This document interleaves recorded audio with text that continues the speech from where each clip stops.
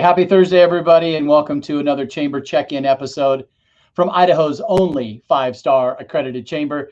Today, I'm really excited to educate you all on an organization that is providing emergency services and a safe place for people in our region experiencing crisis. Today, we have Paige Dinger, the Executive Director of Faces of Hope. Hi, Paige. Hey, thanks for having me, Paul. Absolutely. It is your day because of your new space being celebrated with a grand opening and ribbon cutting celebration. So this is only fitting that we get to kind of build the hype a little bit about what y'all are doing. And Paige, these chamber check-ins have been great ways of engaging with our members to help share their stories, their products and services, their mission and vision, and most importantly, the people. So let's learn about you first, Paige. Tell us a little bit about your background and history of work that led you to the nonprofit, and then obviously what led you to Faces. Yeah, I actually graduated from BYU to become a high school history teacher. And you may wonder, like, what does that have to do with nonprofit? But in fact, that's one of my favorite things to do here because we get to teach people. It's just in a different capacity. But I haven't worked in nonprofit all my life. I've been here for 9 years. It was actually a moment in 2014 when I was in Uganda, Africa, and I was doing a service project where this woman next to me was carrying a baby on her back. And I found out that it was a product of rape. And she was going around and doing good in the community all over Uganda. And so, I went and saw animals. I did my safaris, but that was like a life-changing moment for me. And I came home. I left my job. I was selling advertisements for the phone book. And I decided I wanted to volunteer at this Faces of Hope. And I was a volunteer there. So now I'm lucky I get to be the executive director. I've been here for 9 years, but I never forget my purpose or my why. And so if you meet me, you'll see I wear something that reminds me of Africa every day. So today I have my leopard print watch band that I wear. So it's my why. So I have 3 children and I have a dog and I name them all after presidents. I'm a big history buff. I'm a true crime buff and I love to cook. So that is me in a nutshell. Wow, Paige, thanks for that story. We're all inspired by things that impact our lives. And wow, that's a great story. 9 years as executive director. When did Faces of Hope begin? Help share that origin story and how and why and when. It is really, really quite unique. And it goes to show that there are some great people out there that want to support our community. The Ada County prosecutor at the time, Greg Bauer, and there is an Ada County prosecutor named Gene Fisher, and the Ada County prosecutor today, Jan Bennett. The 3 of them wanted to find a place. Justice centers were popping up all over the nation.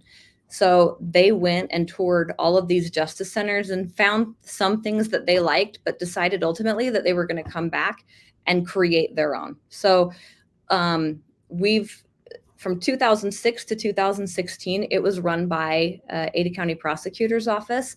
And after that, in 2016, they needed to kind of back away. There's conflict giving food and gas cards to victims. They needed to back away from that. So they turned this into a foundation, and that's where the community board took over. So in 2016, the community board, made up of business people all over, came together and formed the Faces of Hope Foundation. And that's where I came in. And I'm not the first executive director, I'm the second. And we've just kind of been thriving ever since. But I remember in 2015, our budget was under $100,000. And today we're at 2.2 million, wow, supporting victims of domestic violence, sexual assault, elder abuse, child abuse, sex trafficking, and stalking. And so that's kind of how we evolved. But it's good community prosecutors who knew that there was a need in the community, liked some things that they saw, brought it back here and made it even better. Wow. It's one of those things, it's those catch-22s where, you need the services and you wish you didn't. right? Mhm. And it's thanks for sharing that story. So the mission and vision and products or not products, but your services. And you had mentioned coaching or lessons that are taught. Tell us a little bit, dive a little bit deeper into some of those. Yeah. So when somebody comes in experiencing domestic violence, they oftentimes they've experienced violence all their life, and it's kind of what they're used to, what they think the norm is.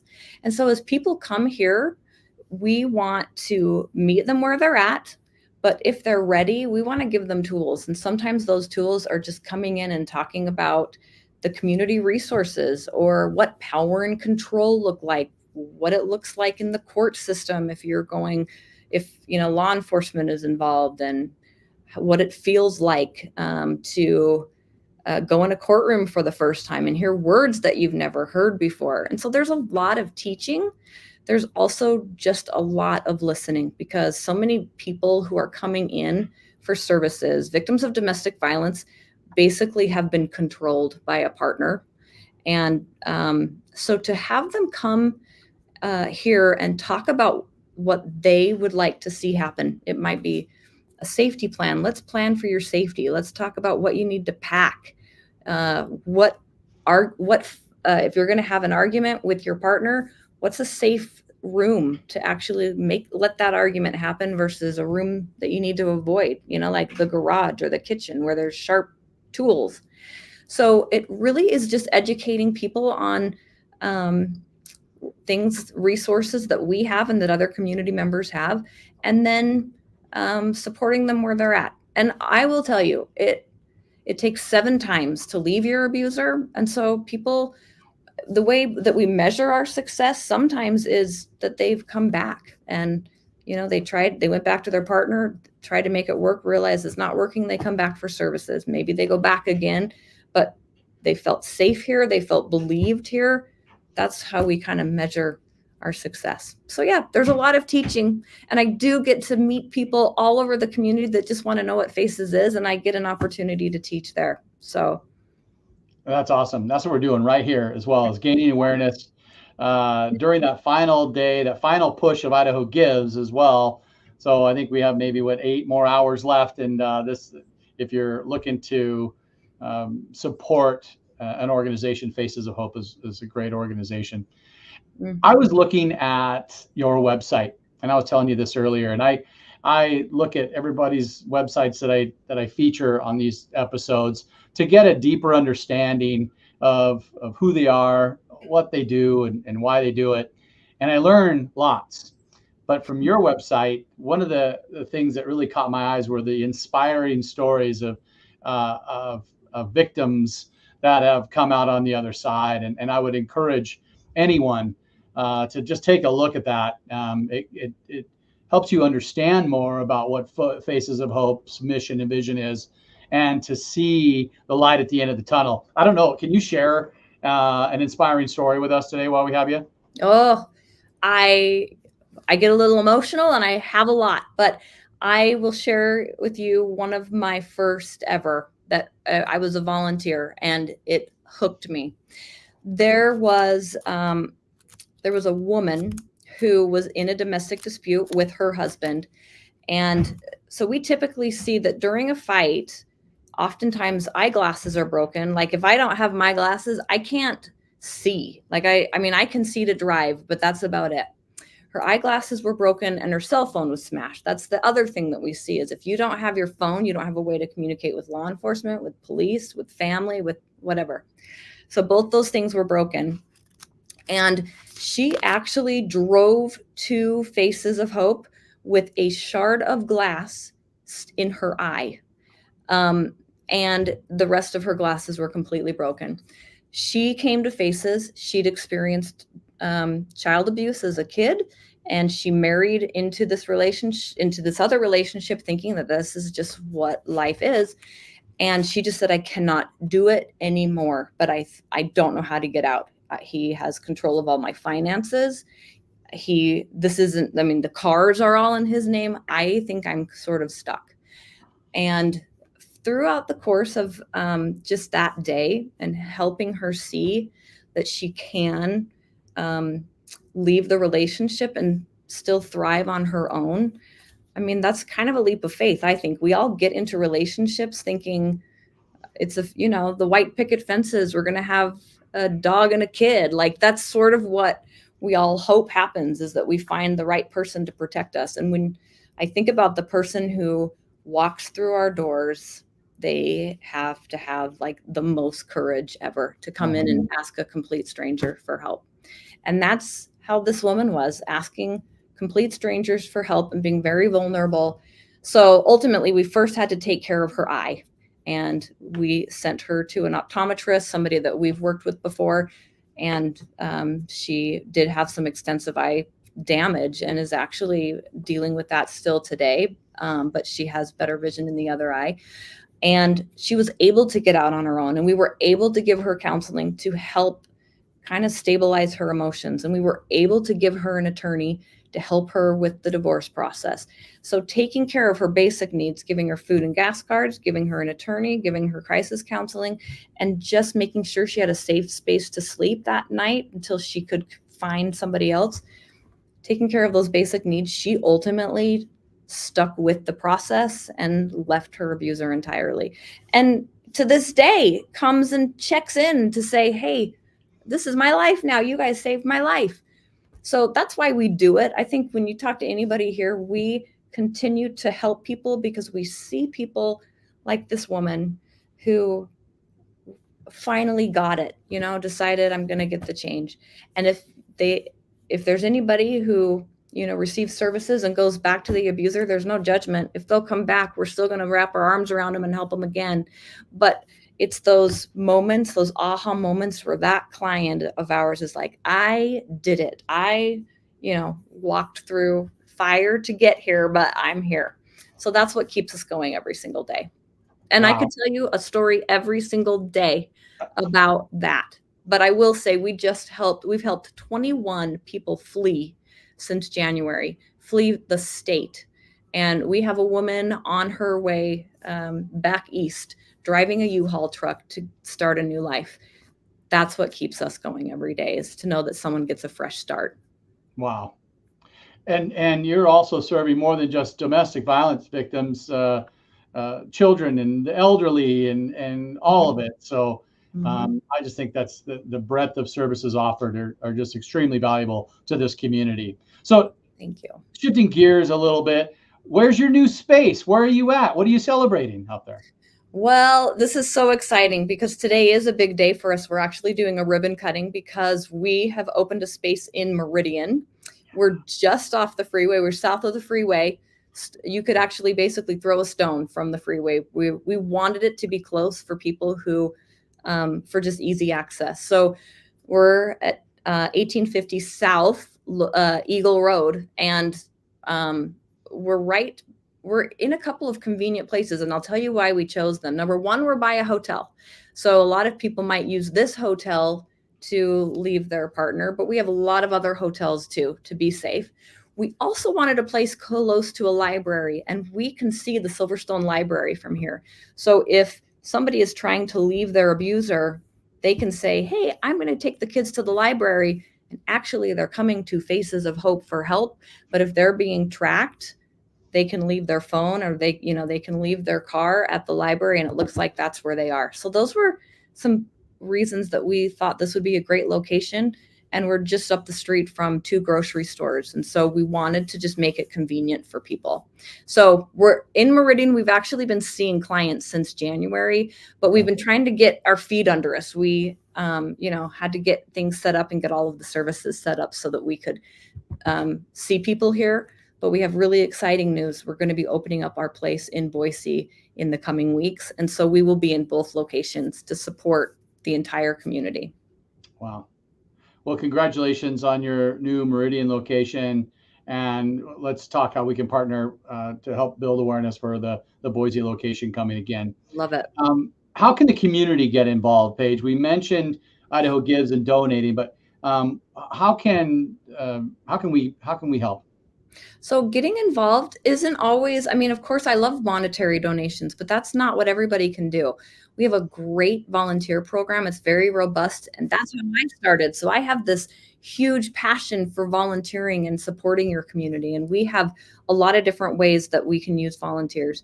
We also have a closet that we call Hope's Closet. And if you're a shopper like me and you want to donate new clothes with tags on them, to our Hope's Closet, we could use every size, particularly medium and large in women's clothing, and we could use large and extra large in men's clothing, and we need all sizes in the children's, but just make sure there's tags on it. We also give our clients blankets, and I know that it's still chilly outside. We give away a lot of blankets, so if you like to crochet or you like to make those fleece blankets, we have a lot of kids doing that right now it's just a fun project to do with the family. Bring it to Faces, because we get a lot of kids and a lot of moms that are starting over, and a blanket is sometimes the safest hug for them at the moment. Oh, that's incredible. Okay, so we can contribute monetarily, we can volunteer, we can provide clothes. And what are some of the events that the community recognizes with Faces of Hope? Mm-hmm. Well, we just finished our last event called Faces of Courage, and we always bring in a speaker that has had some type of thing in their life. We've had Elizabeth Smart, Athlete A. We just had Drea Kelly. So we do that in April. This coming May 4th, which a lot of Star Wars fans can appreciate, we are partnering with the Village in Meridian and having a huge event. The Village has really got all of their stores, collaborated with everybody at the Village. There's going to be face painting. There might even be some Star Wars, not swords, characters, but lasers and characters walking around. There's going to be a paint and sip of Yoda, but that's a great way to bring awareness to Faces. And that's what I always tell people is if you can't donate and you can't help with like Hope's Closet, you can be an ambassador. And if somebody tells you that they're being abused, that's a big thing. You can believe them and you can tell them that there's a place like Faces. Okay. So back to the events, May 4th is a big one. Okay. And then just throughout the community, we will be having another thing in October because it's Domestic Violence Awareness. And so we just continue to try to be out in the community. But right now, with Idaho Gives being the last day, today's a big day. We haven't met our goal yet, so we need everybody's help. Okay, awesome. That's idahogives.org. Yeah. The website, your website scrolling on the bottom of the screen, facesofhopeidaho.org. I would encourage anyone to go just learn more information, dive into those inspiring stories, and get educated on what Faces of Hope does. Okay. I have you for a couple more minutes here, Paige, before you get to go. Is there anything else that you'd like to educate the public on while we have you? The thing I like to tell everyone is that all of our services are at no cost. Somebody coming here doesn't have to worry about insurance. They don't have to worry about having a dime. We fill your gas tank. We make sure you have groceries.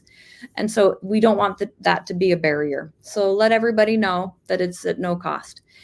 The other thing that I like to tell people is if somebody trusts you to share their story of what's currently happening, just believe.